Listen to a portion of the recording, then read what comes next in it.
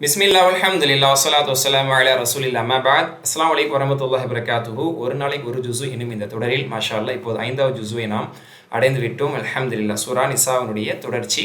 இதில் 81வது பக்கத்திலிருந்து 85வது பக்கம் வரைக்கும் பார்க்க போகிறோம். அல்ஹம்துலில்லாஹ்.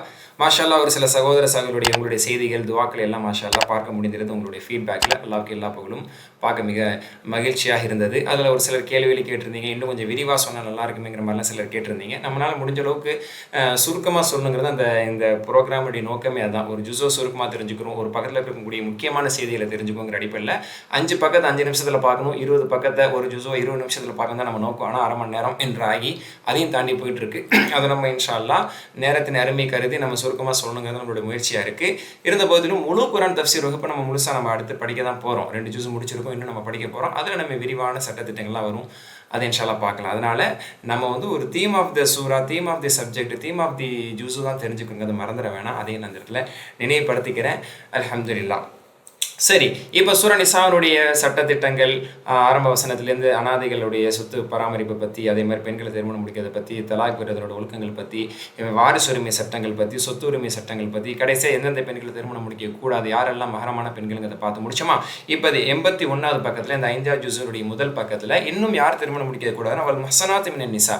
இந்த ஜுஸுக்கு பேர் வல் முஹ்சனாத் என்று சொல்லப்படும். ஆக யார் ஆல்ரெடி திருமணம் ஆகி இருக்கிறாங்களோ, இன்னொருத்தருடைய மனைவியாக இருக்கிறவங்க திருமணம் முடிக்கக்கூடாது. இவங்களும் திருமணம் முடிக்க தடை செய்யப்பட்ட பெண்கள் உள்ளவங்க தான். அவர் தலாக் விடப்பட்டிருந்தால் இதா முடிந்த பிறகு, அல்லது கணவன் இறந்த பிறகு இதா முடிந்த பிறகு தான் திருமணம் முடிக்க முடியும் அப்படிங்கிற ஒரு சட்டத்தை அல்லாஹ் தஆலா சொல்லி காட்டுறான். அடுத்து அல்லாஹ் தஆலா மூமின்களை பார்த்து சொல்றான், உங்களுக்கு சுதந்திரமான பெண்களை மகர் கொடுத்து திருமணம் முடிக்க சக்தி இல்லை, அவ்வளோ மகர் உங்களால் கொடுக்க முடியல, அதுக்கான வாய்ப்பு இல்லைன்னா நீங்கள் அடிமை பெண்களுக்கு உங்களால் இயன்ற அளவுக்கான ஒரு சிறிய மகர் தொகையை கொடுத்துக்கொண்டு நீங்கள் திருமணம் முடிக்கலாம். அவங்க ஒன்றும் அல்லாஹ்வுடைய பார்வையில் ஏளனமானவங்க இல்லை, கீழ்த்தனமானவங்க இல்லை, அடிமை பெண்களும் பெண்கள் தான். அவர்களில் இஸ்லாமியர்களை நீங்கள் தேர்வு செய்து அவர்கள் திருமணம் முடிக்கலாம், அவங்களுக்கான மகரை கொடுங்க என்று அல்லாஹ் தஆலா சொல்கிறான். மாஷா அல்லாஹ்.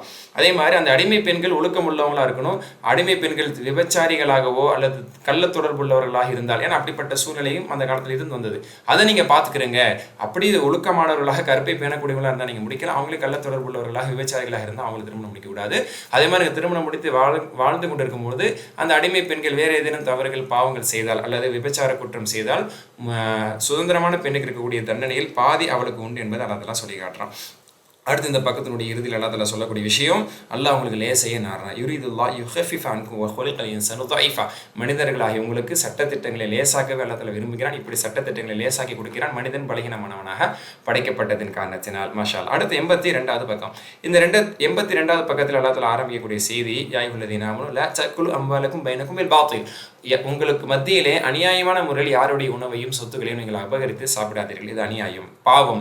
அப்போ நம்ம பிஸ்னஸ்லேயோ எதுலேயுமே அடுத்தவங்களோட சொத்தை நம்ம அபகரிக்கக்கூடாது, ஏமாற்றி நம்ம சாப்பிடக்கூடாது, அது பாவம், அது நரகத்திற்கானது என்றாலும் மூமின்களை கண்டித்து அடுத்த வசனத்தில் ஒரு முக்கியமான வசனம், 31வது வசனம், இது முக்கியமான வசனம்.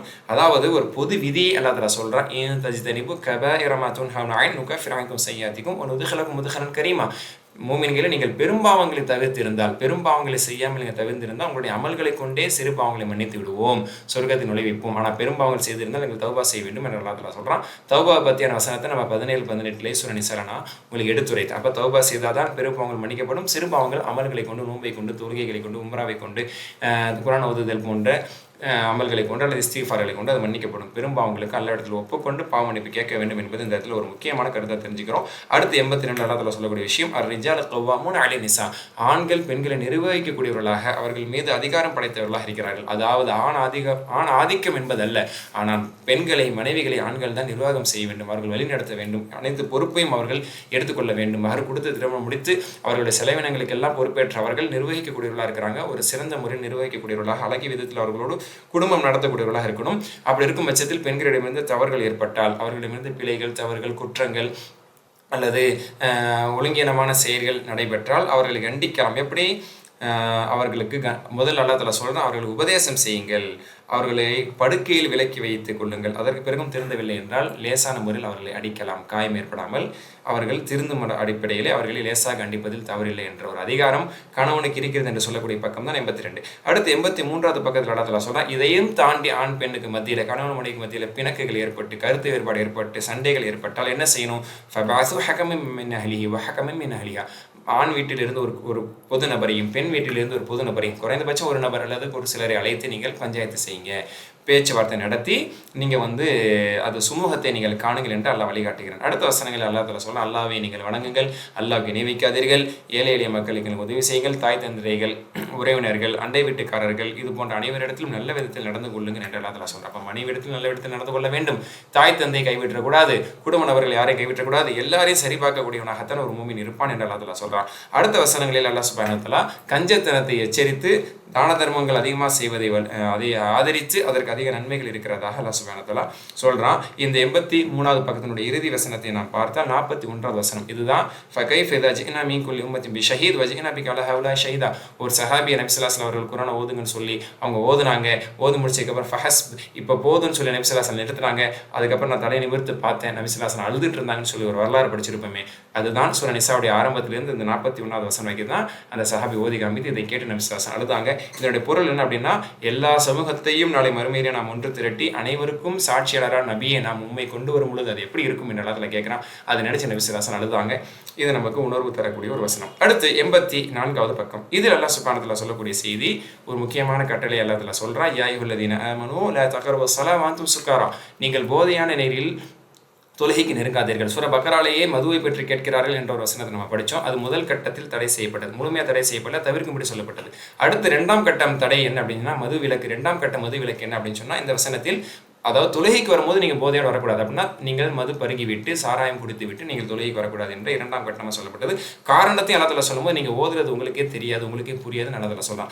இதிலிருந்து நான் புரிந்து கொள்ள வேண்டிய ஒரு விஷயம், அப்போ தொழுக்கும் பொழுது புரிந்து தொழ வேண்டும் என்ற ஒரு விஷயத்தையும் தெரிஞ்சுக்க முடியுது. அல்ஹம்துலில்லாஹ். அந்த புரிதலுக்காகத்தான் இந்த முயற்சி எல்லாம். ஹைர். அடுத்து இந்த பக்கத்தில் 84வது பக்கத்தில் அடுத்தடுத்த வசனங்கள் அல்லாஹ் தஆலா சொல்லக்கூடிய செய்தி, நீங்கள் தொழுகைக்காக தயாராகும் பொழுது தண்ணீர் இல்லை என்றால் அல்லது உடல்நல குறைவாக இருந்தால் நீங்கள் தயமம் செய்து கொள்ளலாம். மண்ணை கொண்டு நீங்கள் முகத்தை கையையும் தடவிக் கொள்வது போதுமானது என்ற இந்த தயமம் சட்டம் இந்த இடத்தில் தான் இறக்கி அருளப்பட்டது. இது அந்த பக்கத்தில் முக்கியமான செய்தி. அடுத்து 85வது பக்கத்தை எடுத்துக்கொண்டால் அதிலும் ஒரு முக்கியமான வசனம் இருக்கிறது. 48வது வசனம். அதாவது ஷிர்க்கை தவிர அல்லாஹ் தஆலா அனைத்தையும் மன்னிப்பான் என்று நாம் பொதுவாக சொல்லுவோமே, அந்த வசனம் சூரா நிசாவுடைய 85வது இடம்பெறுது. இன்னல்லாஹ் லா யக்ஃபிரு அன் யுஷ்ரக பிஹி வ யக்ஃபிரு மா தூன ஸாலிக லிமன் யஷா. அல்லாஹ் தனக்கு இணை வைப்பதை மட்டும் மன்னிக்கவே மாட்டான், அதல்லாத மற்ற பாவங்களை மன்னிப்பான். அப்படின்னா அதற்கு பாவ மன்னிப்பு கேட்டால், சிறிய பாவமாக இருந்தால் அமல்களை கொண்டு மன்னிப்பான், பெரிய பாவமாக இருந்தால் அதை மன்னிப்பு கேட்டால் மன்னித்து விடுவான். அல்ஹம்துலில்லாஹ். அடுத்ததாக அல்லாஹ் சுப்ஹானஹு வ தஆலா இந்த வேதக்காரர்களுடைய சில செயல்பாடுகளை பற்றி அல்லாஹ் தஆலா சொல்லி காட்டுறார். வேதக்காரர்கள் அவர்கள் தங்களை தாங்களே பரிசுத்தப்படுத்திக் கொள்கிறார்கள், அதாவது தங்களை தாங்களே யோக்கியம் என்று சொல்கிறார்கள். ஆனால் அவர்களிடத்தில் பல குறைகள் இருக்கிறது. என்றைக்குமே நம்மளை நாமளே யோக்கியர்கள் என்று சொல்லக்கூடாதுங்கிற ஒரு செய்தி அல்லது நீங்கள் சொல்கிறோம். அதே மாதிரி அவர்கள் அல்லாஹ்வை விட்டு சிலைகளையும் ஷைத்தான்களையும் அவர்கள் வணங்க ஆரம்பித்தார்கள் என்பதையெல்லாம் அல்லாஹ் தஆலா கண்டித்து என்றைக்குமே பொறாமைப்படக்கூடாது என்று சொல்கிறான். ஏன்னா வேதக்காரர் இடத்திலும் பொறாமை இருந்தது, அது அல்லாத மற்ற இணைப்பாளர் இடத்திலும் பொறாமை இருந்தது. பொறாமை என்பது கூடவே கூடாது. அல்லாஹ் தன் நாடியவர்களுக்கு நலன்களையும் அருள்களையும் கொடுப்பான். அதை பார்த்து என்றைக்கும் பொறாமப்படாதீங்க என்ற ஒரு உபதேசத்தோடு 85வது பக்கம் நிறைவடைகிறது.